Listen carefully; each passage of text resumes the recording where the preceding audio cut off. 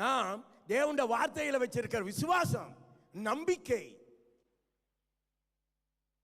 இயேசு கிறிஸ்து மேல, தியாகத்தின் மேல, இரத்தத்தின் மேல, அவருடைய உயிர்த்தெழுதலின் மேல் நாம் வைத்திருக்கிற நம்பிக்கை, விசுவாசம் உலகத்தை ஜெயிச்சிடும். உலகத்தை என்ன ஜெயிக்கிறது? என்ன கிரிக்கெட் மேட்சா? உலகத்தில் ஜெயிக்கிறேன்னா கிரிக்கெட்டை வெண்டுட்டா உலகத்தை ஜெயிச்சிட்டேனா?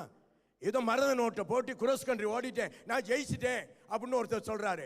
அதான் ஜெயிக்கிறது நான் சொல்றேன்.